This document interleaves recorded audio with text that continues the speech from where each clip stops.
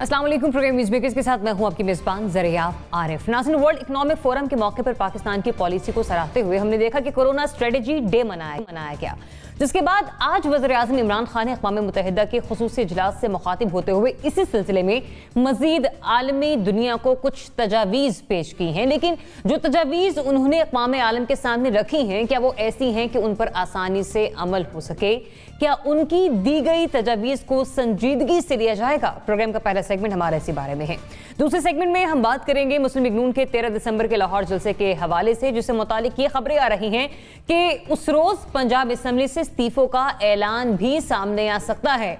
सवाल यहाँ पर यह पैदा होते हैं कि क्या इस्तीफों का ये सिलसिला सिर्फ एक असम्बली और एक जमात तक ही महदूद रहेगा, और अगर ऐसा हो भी जाता है तो क्या PTI हुकूमत से बुनियादें उसकी हिल पाएंगी या नहीं, इस पर भी हम बात करेंगे। और आखिर में बात पाकिस्तान को पहुंचने वाले उस नुकसान की जिसकी सूरत में पाकिस्तानी तैयारों के बरतानिया और यूरोप में दाखिले पर पाबंदी को बरकरार रखा जाएगा। इस पर बात करने के लिए प्रोग्राम में हमारे साथ मौजूद होंगे सीनियर सहाफ़ी तज्ज़ियाकार तख्ताई साहब। MBC बहुत शुक्रिया अपना वक्त देने के लिए।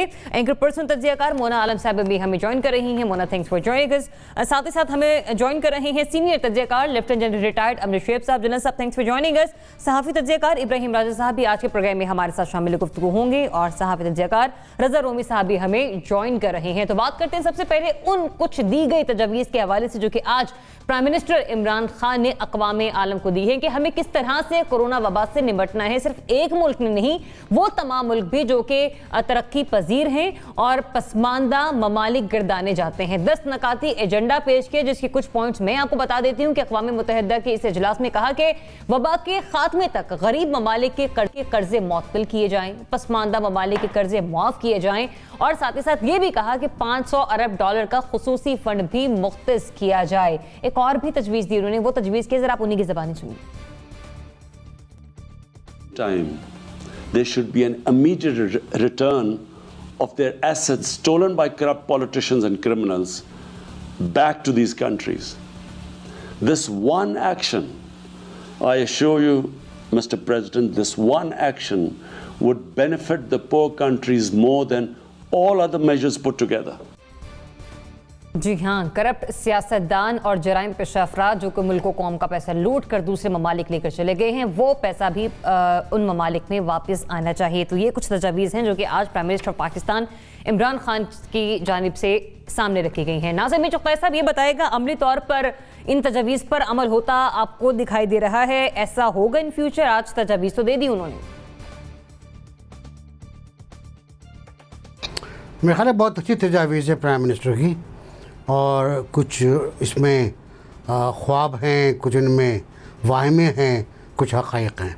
सबका ये एक मिला जुला मिक्सचर है जो प्राइम मिनिस्टर ने पेश किया। लेकिन तीनों तजावीज़, बल्कि 10 की 10 तजावीज़ बहुत अहम हैं उन मुल्कों के लिए जो गुरबत के गड्ढे में गिर चुके हैं, जिनकी पर कैपिटा इनकम भी बहुत कम है, जिनके यहाँ कोरोना ने तबाही मचा रखी है, जिनके यहाँ कोरोना से पहले गुरबत ने बर्बादी मचा रखी थी, और जो कर्ज़ों के बोझ में दबे हुए हैं, और जिनके मुल्कों से करप्शन का पैसा बाहर गया है।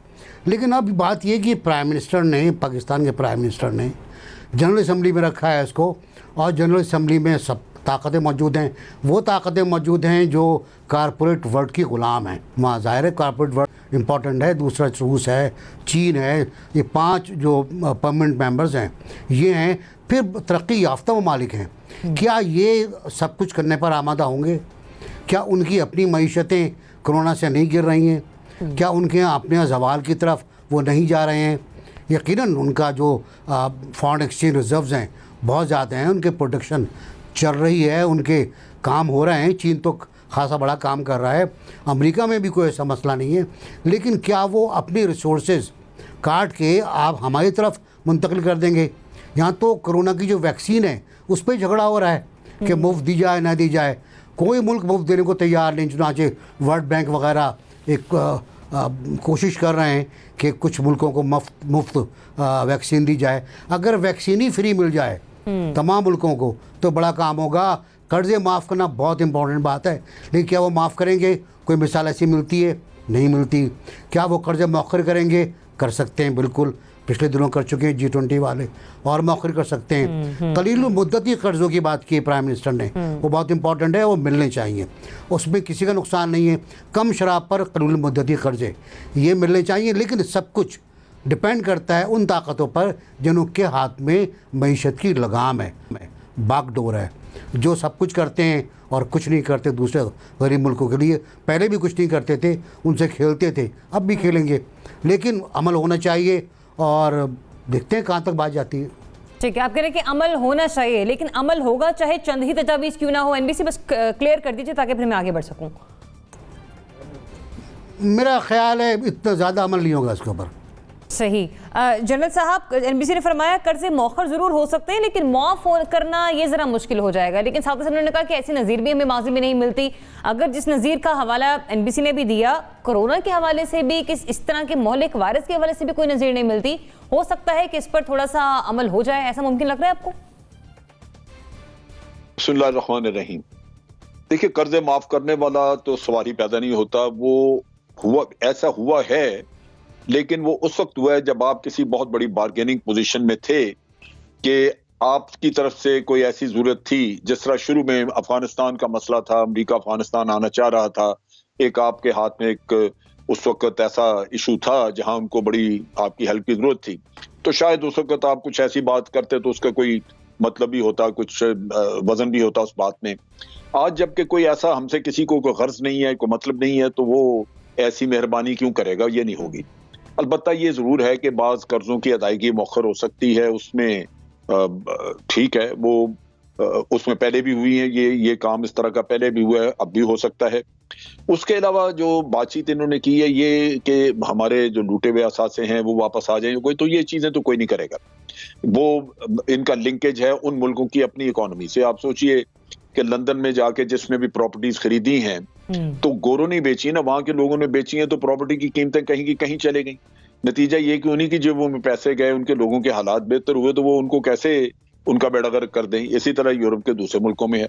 तो मेरा नहीं ख्याल कि इन चीजों में जो कुछ प्राइम मिनिस्टर ने कहा है, ये मुतालबात इखलाकी लिहाज से तो दुरुस्त हैं। उसकी वजह यह है कि एक पैंडेमिक भी है और आप लूटे हुए माल को वापस भी लाना चाहते हैं, लेकिन जो रियल वर्ल्ड है, जो हकायक हैं दुनिया में, उसकी रोशनी में अगर देखें तो इनमें सवाए इसके कि कर्जे कुछ मौखर हो जाएं, इसके अलावा कोई भी ऐसी चीज नहीं है जो हम समझें कि रियल वर्ल्ड में या रियलिटी में कोई इसके ऊपर अमल करने को तैयार होगा।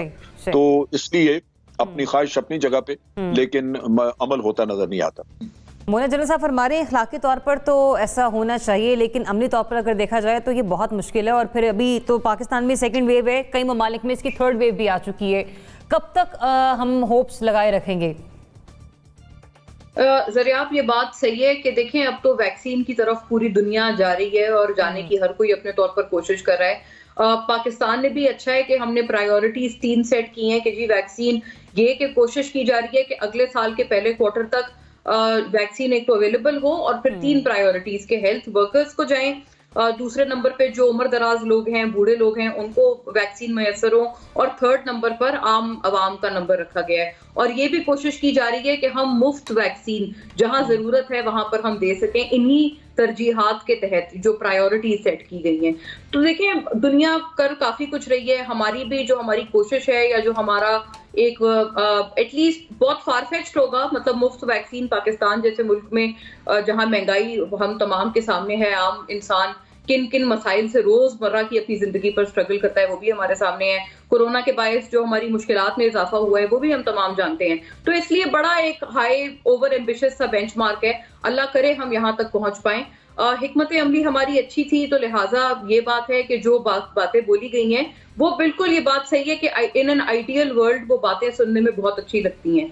और जहां तक ये बात है कि जी कर्जे माफ किए जाएं या मौखर किए जाएं, मुझे लगता है उसमें बात यह है कि जो आलमी इदारे हैं जैसे IMF है, वर्ल्ड बैंक है, वो चले वो चीज ये जरूर कर सकते हैं। लेकिन वही बात है कि वो तमाम ये जो सारी सुपर पावर्स हैं क्योंकि उनके रहमो करम पे हैं, तो अब ये भी देखने वाली चीज है कि वो ये चीज कितना कर पाते हैं या नहीं कर पाते। लेकिन नॉन डूएबल नहीं है, ऐसा नामुमकिन अनरियलिस्टिक की बात नहीं है कि वो कर्जे मौखर कर दें, और कुछ अगर कोई बहुत डायर सर्कमस्टांसेस में कोई मुल्क है तो उनके लिए चले माफ भी कर दें। ये कोई बहुत नामुमकिन बात नहीं है उन इंस्टीट्यूशंस के लिए, मुल्कों के लिए मैं नहीं कह रही।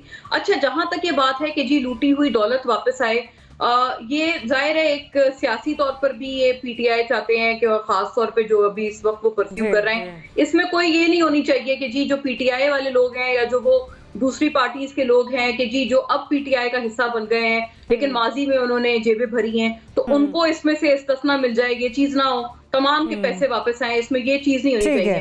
पीएमएलएन हो, पीपल्स पार्टी हो, स्विस अकाउंट्स हो, कुछ भी हो, दुबई के फ्लैट्स हो, पैनामा हो, लेकिन ये जी, लेकिन ये पॉइंट डुएबल नहीं है, ये इम्पॉसिबल है, क्योंकि उसकी वजह ये है कि हमारे लिए वो लूटी हुई दौलत है, लेकिन उनकी नजरों से अगर आप देखें तो वो इन्वेस्टमेंट है जो कि आई है और जिसके लिए उन्होंने बाकायदा टैक्स हेवंस अपने मुल्क में क्रिएट किए हैं कि जी टैक्स भी नहीं लेंगे, कुछ भी नहीं करेंगे, बस आए अपना पैसा यहाँ जमा कराएं और चुप करके जहाँ रहते हैं वहां रहें। तो उनके लिए तो बहुत ल्यूक्रेटिव चीज है ना, उन्होंने तो बड़े मुश्किल से लोगों को राग़िब किया अपनी तरफ, वो क्यों करेंगे ऐसा? मतलब आप ये कह रही करप्शन का लूटा हुआ पैसा, इस पर कुछ ना कुछ आगे चलकर होना, इस पे आपको थोड़ा सा मुश्किल नजर आ रहा है, लेकिन बाकी जो चंद तजावीज हैं उस पर कुछ ना कुछ पेशरफ्त मुमकिन है कि हो सके। इब्राहिम, जितना करप्शन का पैसा लूटकर पाकिस्तान से बाहर जा चुका है, एक ह्यूज अमाउंट है, पाकिस्तान में वापस आ जाते तो लोगों की तो अगली पिछली नस्लें संवर जाएंगी। देखिए, वज़ीर आज़म साहब ने जो खिताब किया है उनकी जो लिस्ट है बड़ी विशफुल लिस्ट है और बड़ी खुशनुमा लिस्ट है, लेकिन हमें ये भी जहन में रखना चाहिए कि जब ये कर्ज़े दिए जाते हैं ख़ास तौर पर इंस्टीट्यूशंस की जानिब से जो आलमी मालियाती इदारे हैं, तो वो भी ये साथ आप पे एक आपको डिटरमिन करना पड़ता है और वो आप पे एक तरह से शराइत भी लागू करते हैं कि आपने ये कर्ज़े इस मकसद के लिए इस्तेमाल करने हैं। तो इनमें से कुछ कर्ज़े जो हैं वो रीशेड्यूल तो हो सकते हैं, लेकिन ये कैसे वो इंश्योर कर सकते हैं कि जो कर्ज़े आप माफ़ करेंगे हमारे और उस मद में अगर हमें कोई रकम बचती है तो वो हम कोरोना से निपटने के लिए ही उन्हीं इक़दामात के ऊपर जो हैं वो खर्च करेंगे।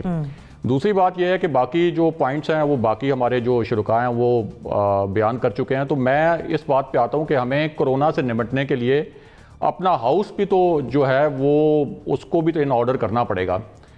आप ये देखें कि अभी हमारे एक साफ़ी दोस्त हैं वसीम अब्बासी साहब, उन्होंने एक स्टोरी की है सिर्फ इस्लामाबाद के हॉस्पिटल्स के ऊपर, और 3 प्राइवेट हॉस्पिटल्स का उन्होंने जायज़ा लिया है और उसमें उन्होंने बताया है कि जो F10 का एक हॉस्पिटल है मारूफ, वहाँ पे कोरोना के मरीज़ अगर कोई चला जाए तो उसका पर डे एक्सपेंस जो है वो 1.5 लाख रुपये है।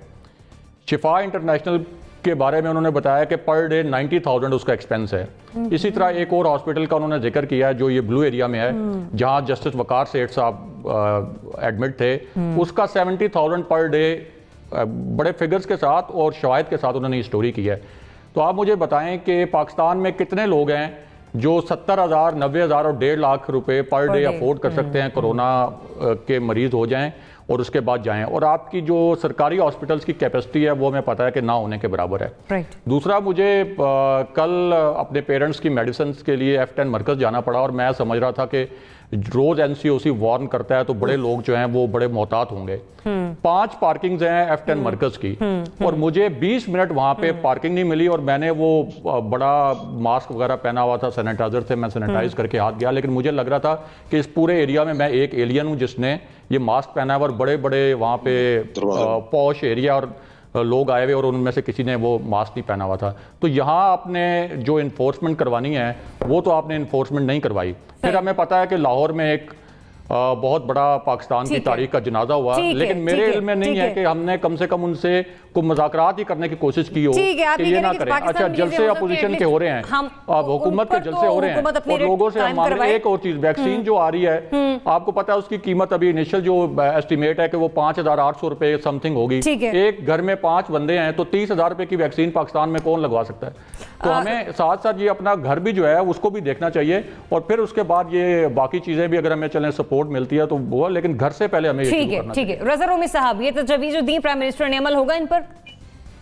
देखिए, अमल होगा तो नहीं, मुश्किल है, मगर ये कि इसके ऊपर बिल्कुल बात भी करनी चाहिए और इसके ऊपर जो है कार्रवाई भी होनी चाहिए। सब जो मुख्तलिफ ममालिक हैं तीसरी दुनिया के जो कि इस सूरत हाल से नबरदाज़मा हैं, ख़ुसूसन जो कर्जे माफ़ करने की डेट रिलीफ का मसला है वो बिल्कुल एक अहम मसला है, क्योंकि कोरोना की वजह से एक तो सेहत आमा का मसला है तो है, मगर माशी तौर पर जो इस वक्त बदहाली का सामना, ना सिर्फ पाकिस्तान को बल्कि और बहुत ममालिक को, तो उसके ऊपर ये बिल्कुल होना चाहिए। लेकिन जाहिर बात है ये सिर्फ कहने से तो नहीं होगा, इसके लिए फिर मजीद जो है सिफारतकारी भी जरूरी होती है। जो हम खैर ममालिक हैं उनको भी लाना पड़ेगा, क्योंकि यूएन में तो मसला जो है वो सिर्फ एक मुल्क के कहने से नहीं होता, आपको ब्लॉक्स में जो है अपनी बात मनमानी पड़ती है, सियासत उस तरह ही चलती है यूएन की भी।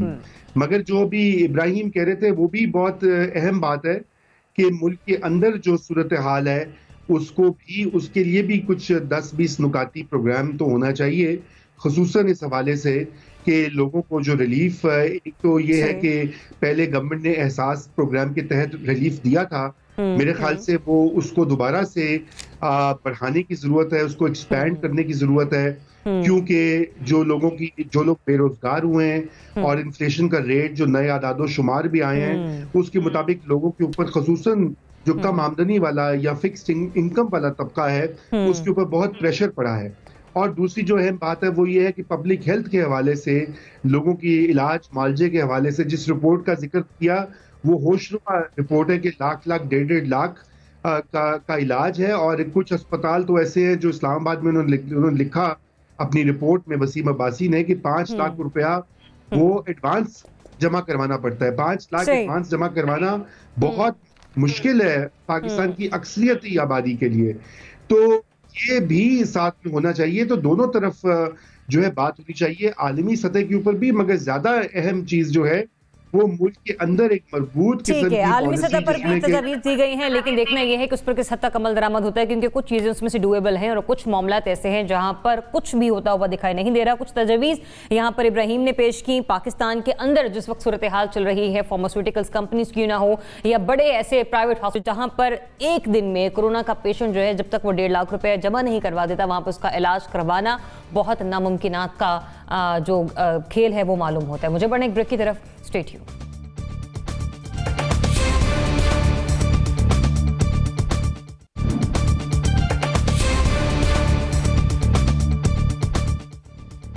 Welcome back. National Pakistan Muslim League Noon के सदर शहबाज शरीफ, मरीम नवाज और हमजा शहबाज की मुलाकात के हवाले से तफसीलात कुछ मंजर आम पर आई हैं और मीडिया रिपोर्ट से बता रही हैं कि मुस्लिम लीग नून के अरकान पंजाब असम्बली पीडीएम के जलसे में मुस्ताफी होने का ऐलान कर सकते हैं। ये जलसा 13 दिसंबर लाहौर को होगा। इस मुलाकात में शहबाज शरीफ ने मरीम नवाज को सियासी मामलात चलाने से मुताल्लिक कुछ मुफीद मशवरे भी दिए हैं। लेकिन जहां तक बात आती है पंजाब असम्बली से मुस्ताफी होने की, अगर इस स्ट्रेटेजी पर काम करती है पाकिस्तान मुस्लिम लीग नून तो ये पॉलिसी उसकी कामयाब हो सकेगी, क्योंकि बारहा कहा जाता है कि जनवरी में ये हुकूमत चली जाएगी। नासिर चुगताई साहब, ऐसा होगा, ये पॉलिसी कामयाब होगी और जनवरी में हुकूमत जाएगी, कुछ होगा पंजाब असेंबली के इस्तीफों से?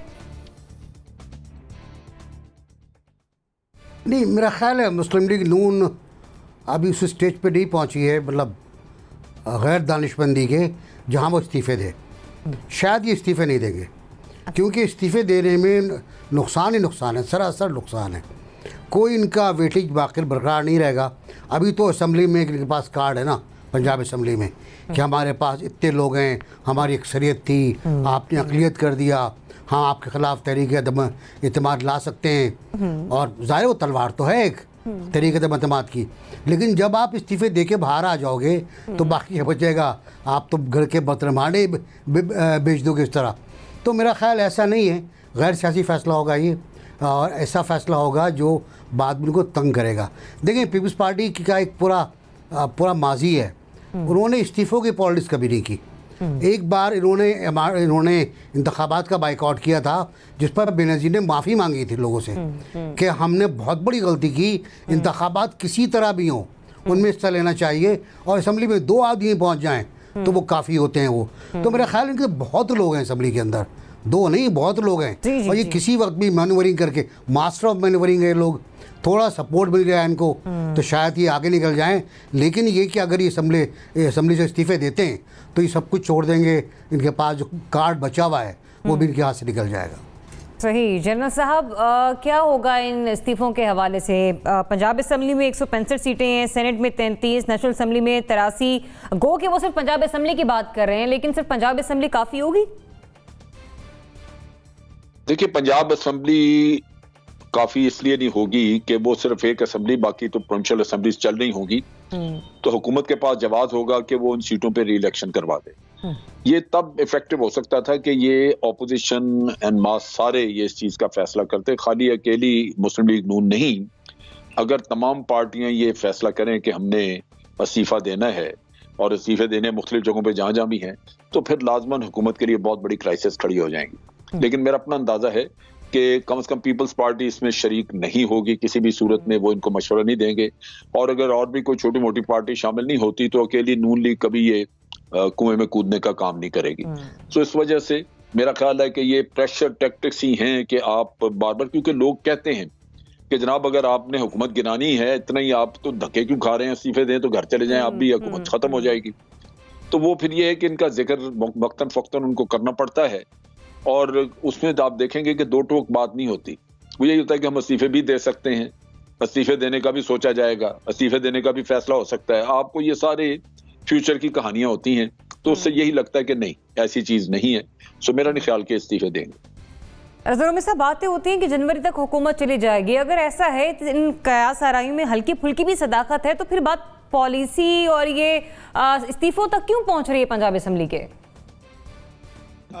देखिए, पहली तो ये बात है कि क्या इस्तीफे वाकई में वो देंगे। मेरे ख्याल से ये तो एक प्रेशर टैक्टिक है, और जाहिर बात है वो जो मनवाना चाह रहे हैं, अपनी मुख्तलिफ उनकी डिमांड्स हैं, वो उसी के हवाले से करें। क्योंकि अगर इस्तीफे वो उनके नून लीग के अकेले देने से नहीं होगा, फिर तमाम अपोजिशन की पार्टियां जिसमें पीपल्स पार्टी भी शामिल है, अगर वो भी देगी इस्तीफा तो फिर कोई बात बनेगी असेंबली में, वरना तो इसकी कोई एज सच शायद इतना बड़ा इम्पैक्ट ना हो।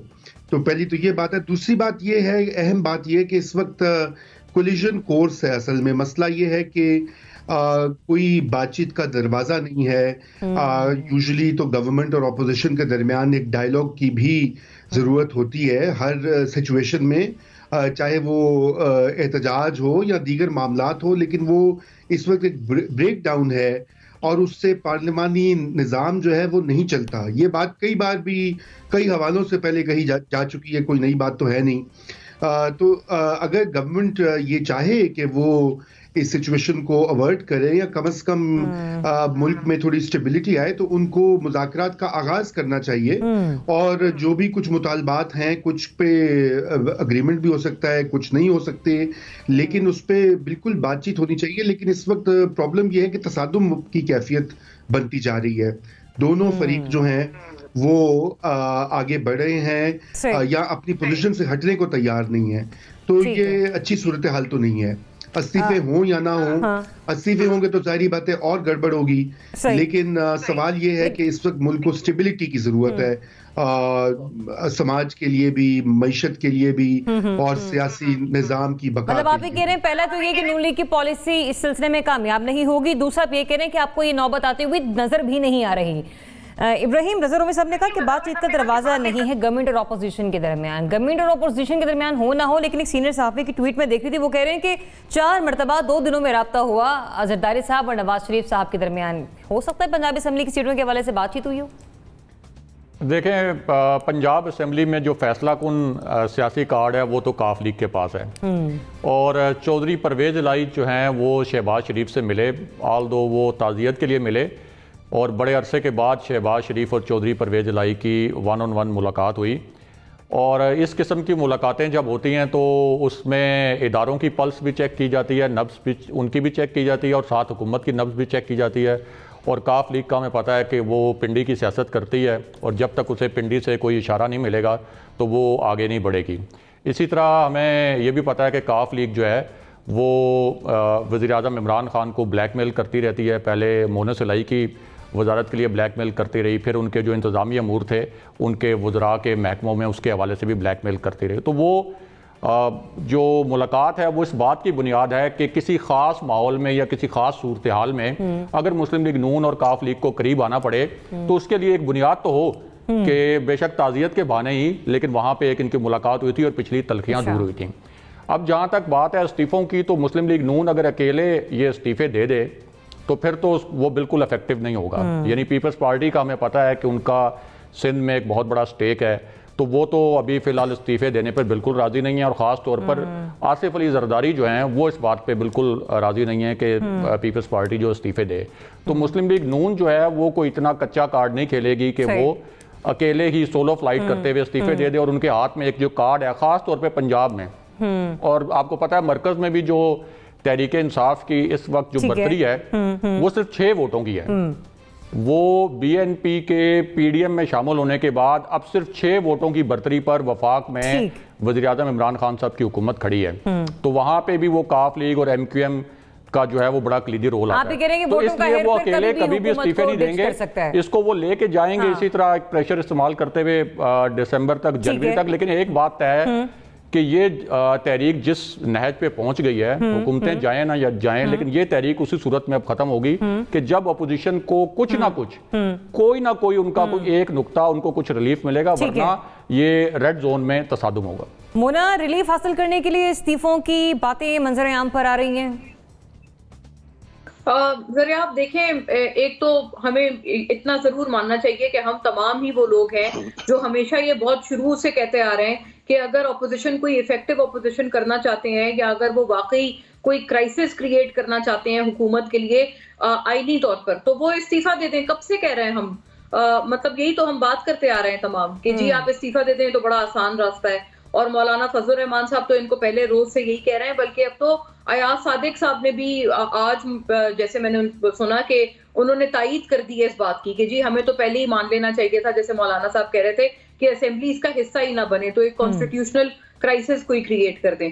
तो अब वो तमाम इस बात की हिमायत करते हुए नजर आ रहे हैं। मेरी बात हुई थी एक PMLN के जो लाहौर अभी जलसा होने वाला है 13 को, उसके ऑर्गेनाइजर से, तो वो ये कह रहे थे कि इस दफा तो बाय हुक और बाय क्रुक हम हर सूरत में इस्तीफा देंगे। लेकिन ये यकीनन ये बात अपनी जगह मौजूद है कि ये एक प्रेशर टैक्टिक के तौर पर भी देखा जा सकता है कि गालिबन ऐसा कुछ भी ना हो, लेकिन ये जो अचानक से इत्तलात मौसूल हो रही हैं, और जैसे खबर ऐसा एक इंप्रेशन आ रहा है कि जी लीक हो गई खबर, और फिर उस खबर की कोई जाहिर तरदीद भी नहीं हो रही, बयानात भी उस खबर की बहुत मुताबिक आ रहे हैं, उसकी हिमायत में ही आ रहे हैं। तो एक ऐसा इंप्रेशन जरूर दिया जा रहा है कि जी इस दफा तो होगा ही होगा। लेकिन ये मोरल ग्राउंड पे मुझे लगता है कि उनको जरूर सेफगार्ड करेगा ऑपोजिशन को, और बिलखुसूस PMLN को। जब हम उनको ये कहते थे कि इस्तीफे देते हैं आपके लिए तो बड़ा आसान है, तो अब वो जब बात कर रहे हैं इस्तीफे देने की, तो मुझे लगता है वो उनको मोरली ये चीज जरूर मुस्तहकम करती है।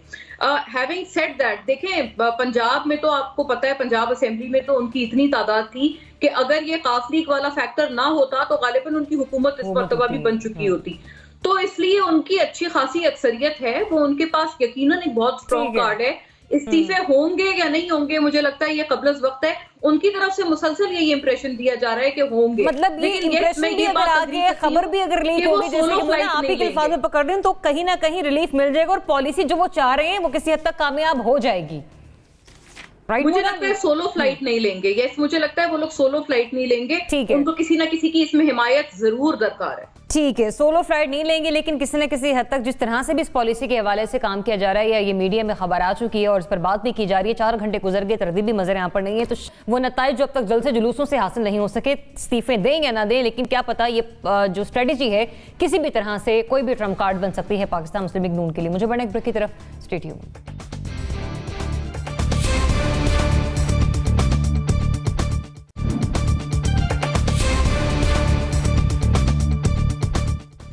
Welcome back. नाज़रीन, पाकिस्तान को इस वक्त कोरोना की वजह से जहां पर मौशी बहरानी कैफियत की सूरत हाल का सामना है, वहीं पर यूरोपीय यूनियन एविएशन सेफ्टी एजेंसी ने पाकिस्तानी तैयारों को बरतानिया यूरोप में परवाजों पर आयद पाबंदी उठाने से इनकार कर दिया है। EU कमीशन का कहना है कि पाकिस्तान एविएशन पायलट लाइसेंस के तरीक़ाकार को शफाफ बनाए और पायलट के जो लाइसेंसेस है उनके इजरा को फुल प्रूफ बनाना होगा। लेकिन ऐसा हुआ क्यों, ये मामला शुरू कहां से हुआ, आपकी यकीन दहानी के लिए कुछ दिखाएंगे आपको। हादसों में भी इन्वॉल्व है हमारे पायलट, इतने हादसों का शिकार हो रहे हैं, कुछ तो वजह है, कोई तो इसका जिम्मेदार है, किसी को तो जिम्मेदारी लेनी होगी, किसी को जिम्मेदार ठहराना होगा। डिग्रियां चेक करवाएं, पायलट्स की डिग्रियां जेली निकली, 546 लोग डिसमिस फ्रॉम सर्विस हुए, सुप्रीम कोर्ट गए, रिव्यू पिटीशन दायर की, वो डिसमिस हुई। इन्हीं के कुछ अल्फाज में लूंगी कि कुछ तो जिम्मेदार है, कोई तो जिम्मेदार होगा इसका, किसी को तो इसकी जिम्मेदारी लेनी होगी। अब जो कुछ हो गया पाकिस्तान के साथ उसकी जिम्मेदारी कौन लेगा? क्या वजीर बराए हवाबाजी को मुस्ताफी हो जाना चाहिए जनरल साहब? देखिए, मुस्ताफी होना चाहिए तो अपनी जगह पे दुरुस्त है, लेकिन यहाँ पे इस तरह का रिवाज कोई नहीं। और बहुत सारे वज़रा, बहुत सारे लोग जब वो हुकूमत में नहीं तो उन्होंने बहुत दफा कहा कि अगर मैं इसकी जगह पे होता तो मैंने जरूर इस्तीफा दे देना था, अगर ये हो जाए तो मैं सियासत छोड़ दूंगा। तो ना सियासत छूटी ना इस्तीफा किसी ने दिया, लेकिन इनकी इस तकरीर और से नुकसान काफी हुआ। सारी दुनिया में हमारी शोहरत हो गई कि हमारे पायलट्स जो हैं उनके पास लाइसेंस दुरुस्त नहीं है, उसमें उन्होंने हेराफेरी की है।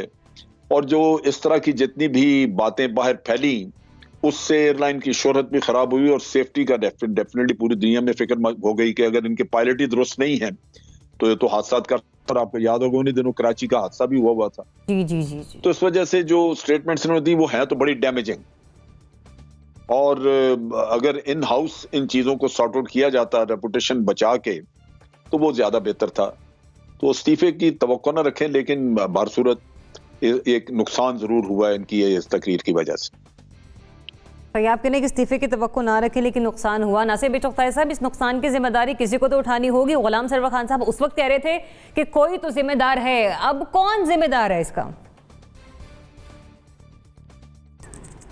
सर, फर्द जुर्म जो है वो बहुत लंबी है कि वज़ीर एविएशन ने झूठ बोला, जो तादाद दी उतनी तादाद में डिग्रियाँ जाली नहीं थी।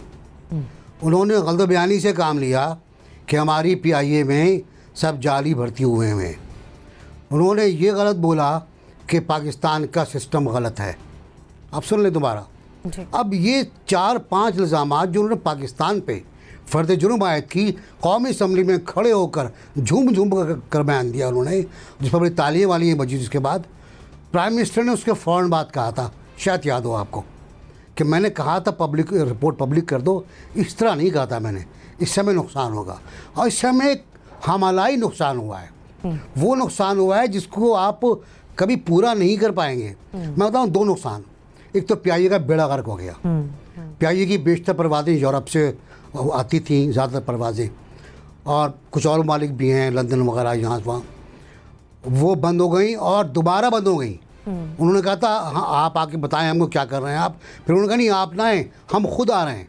वो आए, उन्होंने आपको ऑडिट किया और कहा ऑडिट आपका गैर तसल्ली बख्श है। उनका सेफ्टी मैनेजमेंट सिस्टम और लाइसेंसिंग सिस्टम उन्होंने चेक किया था और उन्होंने कहा था अभी तक गैर तसल्ली बख्श है, और ये कह वो चला गया कि हम आपको नहीं खोल रहे हैं। दूसरा जो नुकसान हुआ वो पाकिस्तानियों को हुआ जो बाहर रहते हैं। वो जब अपनी डिग्री पेश करते हैं तो उन पर इतराज़ किया जाता है कि ये डिग्री तो आपकी HEC से सर्टिफाइड है, क्या ये कंफर्म है कि ये डिग्री सही है आपकी? आपको तो लाइसेंस भी गलत है। फिर ये हुआ कि PIA का जो रेवेन्यू है वो ख़त्म हो गया, PIA बर्बाद हो गई। अब आप PIA मुस्तकिल इंटरनल फ़्लाइट्स में किराए कम कर रही है, कम की जा रही है, पेट्रोल की प्राइस के बराबर किराए होने वाले हैं, लेकिन नहीं चल पाएगी इस तरह। PIA को अगर आप 6 महीने और बंद रखा यूरोप ने तो आपको बड़ा नुकसान हो जाएगा। तो वजीर हवाबाजी तो इस्तीफा नहीं देंगे, बिल्कुल जनरल साहब ने सही कहा। प्राइम मिनिस्टर को चाहिए उन्हें बरतरफ कर दें। अच्छा, उन्हें बरतरफ कर दें और पाकिस्तान दुश्मनी के इल्ज़ाम में इन पर मुकदमा चलाएं। मोना, 1 जुलाई से पाकिस्तान के लिए 6 माह के लिए परवाजें बंद हुई। अब हमें नहीं मालूम ये गैर मुअय्यना मुद्दत का वक्त जो है कब जाकर ख़त्म होता है। क्या होना चाहिए फिर? मुस्ताफ़ी होना चाहिए जिनकी वजह से नुकसान हो रहा है? सर यार, वो बहुत वाकई फारफेस्ट बात है। और वाकई ये जो बहुत महज़ब मुआशरे होते हैं, जैसे इमरान खान साहब खुद कहते थे कि कश्ती डूब जाने पर जो है वो इस्तीफा वजीर दे देते हैं महज़ब किसी भी जमहूरियत में। तो अफसोस के साथ ये रिवाज तो ना हमें अभी नजर आया है, ना कभी पिछली हुकूमत में नजर आया था। जैसे वाकई ये बात दुरुस्त है कि बहुत मौके ऐसे थे जहां पर कहा जाता था ये अगर चीज नहीं हुई तो आप मुझे लटका दें। इस्तीफे तो छोटी बात है, ये भी कहते थे मुझे लटका दें, मुझे ये कर दें, मुझे चौक पे चौराहे पे फांसी चढ़ा दें। हमारे सियासतदान तो इस किस्म की बहुत बातें करते हैं, उनको तो लफाजी में एक्सपर्ट है, काम वाम किसी को आता नहीं है।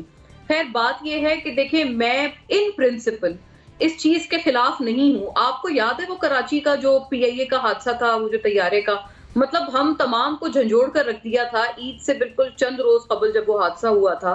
मैं इस चीज के इन प्रिंसिपल खिलाफ नहीं हूं कि हाँ, उसकी accountability floor of the house पे होनी चाहिए थी। और आपको ये भी याद होगा कि जब उसके ऊपर इंक्वायरी खुली थी तो ये भी था कि जो गुज़िश्ता आए रोज यहाँ पर क्रैशेस होते हैं, इतने प्लेन क्रैशेस हमने किसी और मुल्क में नहीं देखे। आप भारत देख लें, बांग्लादेश देख लें, श्रीलंका देख लें, अपने खित्ते को देख लें, अमेरिका बरतानिया ना जाए, इतनी चले, आपकी हैसियत भी नहीं, आप अपने हिस्से को देखें, आपके अपने खित्ते में कहीं होते हैं इतने एयर क्रैशेस। एयर इंडिया जो सरकारी वहां की एयरलाइन है, वहां का आखिरी क्रैश 1980s में हुआ था या गालिबन 70s में हुआ था। आप अपने हाल देखें, मतलब आप आए दिन आपकी प्राइवेट जो एयरलाइंस है वो भी क्रैश कर रही हैं, आपके PIA भी क्रैश कर रहे हैं। कभी क्या हो रहा है, कभी वो जुनैद जमशेद वाला जो उनका जो तैयारा था उसमें उनके अलावा दीगर जो लोग थे हलाक हुए थे, कुछ पता नहीं, सब उसको हौश पौश करते हैं और दफन कर देते हैं। मैं इन प्रिंसिपल इस चीज के खिलाफ नहीं हूं कि इसकी accountability floor of the house पे होनी चाहिए। और किस लिए चलाते हैं ये लोग पार्लियामेंट? हम तमाम को अगर ये इस तरह की नागहानी मौत दे रहे हैं तो फिर मुझे नहीं लगता कि पार्लियामेंट में भी उसकी आप इतना भी डिजर्व नहीं करते हैं उनके लवाहिकीन कि उनकी कम से कम बताएं तो सही कि हुआ क्या था। हैविंग सेड दैट, इस मामले को इसके बाद मुझे बहुत उम्मीद थी, इसके ऊपर बहुत तनकीद हुई कि जी ये बहुत बुरा बयान दे दिया है वजीर हवाबाजी ने। ये बात सही है, उसमें एग्जैजरेशन थी, जैसे NBC कह रहे हैं, आई एग्री, वो बहुत गलत थी, सरासर इररिस्पॉन्सिबल थी। लेकिन मुझे लगता है उसको बेहतर तरीके से ट्रीट करना चाहिए था। मुझे बहुत उम्मीद थी कि अब मामला ठीक होंगे हमारी एविगेशन के, लेकिन उसके बाद क्या हुआ, तनकीद देखने के बाद से एकदम से ऐसा किया गया, जी चलो चलो चुप करो, सबको चुप कराओ, सबकी जबान बंदी करो। वो मामला वहीं रह गया, वो जो बयान था उसके नुकसानात भी अपनी जगह रह गए। और उसके बाद जो हमें बेहतरी की जो तवक्को थी कि इसके बाद से कोई हम दुरुस्तगी की तरफ जाएंगे, वो भी नहीं हो पाई। और आपको पायलट्स का पता है, मैं सिर्फ इतना सा इजाफा करना चाहती हूँ, जो सबसे निकम्मे निठल्ले लड़के होते हैं ना, जिनके पास जिनके बाप वालिदैन के पास पैसा होता है, क्लास में फेल हो रहे होते हैं, उनको एक फ्लाइंग स्कूल में डाल दिया जाता है और उनको कहते हैं यहाँ तुम बस ये सीखो, यहाँ पर 6 महीने का कोर्स करो और उड़ाओ जहाज भी अगर तुम्हें कोई एयरलाइन इंडक्ट नहीं करती है तो हम तुम्हें, वालिद साहब खुद कहते हैं, आओ जी हम तुम्हें जहाज छोटा सा लेके देते हैं और तुम उड़ाते फिरो पूरी दुनिया में। तो इस किस्म की चीजें तो मौजूद हैं।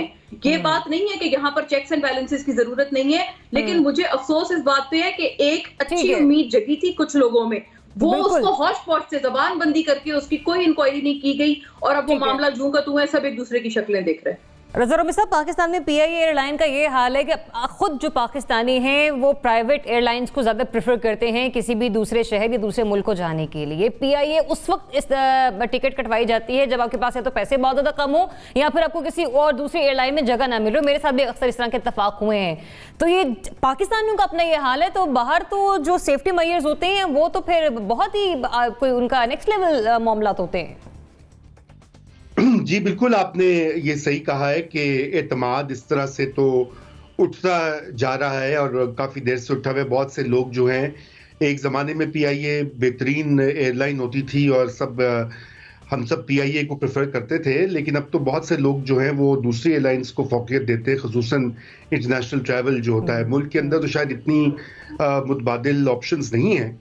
मगर देखें, बात जो आप पहले वजीर साहब की कर रही थी, मैं उसी बात को आगे बढ़ाना चाहता हूं कि ये बहुत ही डैमेजिंग चीज़ उन्होंने की थी और अनफॉर्चुनेटली उसकी कोई अकाउंटेबिलिटी नहीं हुई उस बात की। बाद में फिर ये कहा भी गया, वो साबित भी हुआ कि जो वो रिपोर्ट जिस पर वो रिलाय कर रहे थे, जो उनको दिए गए थे नोट्स या जो भी तहकीक की थी एविएशन मिनिस्ट्री ने, वो उसमें भी लूप होल से वो गलत थी।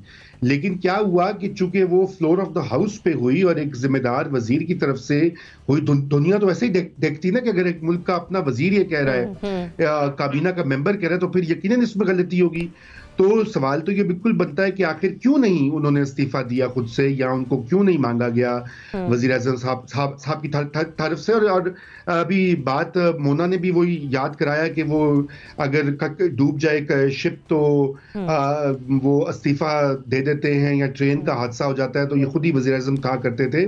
और जब उनका खुद दौरे इक़्तिदार आया तो बिल्कुल वो इस चीज़ को भूल गए हैं। मगर मैं ये भी आपको कहता चलूँ कि ठीक है, चूंकि अगर बात हो ही रही है कानून की या उसूलों की, तो जो हमारा आइन है, आइन का आर्टिकल 91 जो है, उसमें कैबिनेट की जो है कलेक्टिव रिस्पॉन्सिबिलिटी होती है काबीना की। ये पार्लिमानी निज़ाम का खासा है कि जो कैबिनेट होती है वो कलेक्टिवली रिस्पॉन्सिबल होती है इस तरह के मामलात के असेंबली के सामने, चूंकि वो आवाम की नुमाइंदा है। तो बहरहाल खैर आइन को छोड़िए, यहाँ पे कहाँ पे कानून या आइन पर अमल होता है, मगर यहाँ पर ये जरूर है कि इसका बिल्कुल सद्देबाब होना चाहिए। उनको हटाने का एक सिग्नल ये भी होगा गवर्नमेंट की तरफ से कि जो दुनिया में डिस्ट्रस्ट आया है उसके ऊपर भी कुछ लोगों को पता लग जाएगा कि भाई ये गलती हुई थी और ये डैमेजिंग एक चीज हुई थी और इसका अजाला किया गया है। जी ठीक है। इब्राहिम रज़ा उम्मेद साहब ने बड़ा अच्छा पॉइंट यहाँ पे रेज किया कि कैबिनेट कलेक्टिवली रिस्पॉन्सिबल होती है। हमने काबीना में 12 बड़ी रद्दो बदल होती देखी है, फिर चाहे वो पंजाब कैबिनेट हो या फिर वफाकी कैबिनेट हो। यहाँ पर कोई अगर वो खुद मुस्ताफी नहीं हो रहे तो कैबिनेट या प्राइम मिनिस्टर खुद से कोई एक्शन ले ले। देखें, इलेक्शन से पहले वज़ीर आज़म साहब जो हैं वो हर तकरीर में कहते थे कि हमने बड़ा होमवर्क किया हुआ है और हमने एक ऐसी टीम तैयार की है कि जो हर शोबे के लिए बड़ी एक्सपर्ट है और पूरा हमारा जो है वो होमवर्क तैयार है। उसके बाद ये आपके जो गुलाम सरवर साहब हैं, इनको जब पेट्रोलियम में भेजा गया तो इन्होंने पेट्रोलियम का कबाड़ा कर दिया। आपको पता है कि कितना इनके पहले साल में गैस का कितना बड़ा बहरान आया, जिसके ऊपर खुद वजीर आजम ने इंक्वायरी मार्क करवाई कि ये क्या हो गया है। लोगों को 3-3 गुना गैस जो है बिल ज़्यादा गए और फिर कहा गया कि ये गैस बिल्स जो हैं बाद में एडजस्ट भी किए जाएंगे, लेकिन वो बिल्स जो हैं आज तक कोई बंदा मुझे ऐसा नहीं मिला जिसने कहा हो कि उसके गैस के बिल एडजस्ट हुए। अब वहाँ इनको अकाउंटेबल करने के बजाय इनको कहा गया कि अच्छा वहाँ से हटाएं, आप जाएं एविएशन में और एविएशन का और पीआईए का कबाड़ा करें। और उन्होंने ऐन तवक्कुआत के मुताबिक जो उनसे तवक्को थी वो अपनी उस तवक्को के ऊपर वो पूरा उतरे।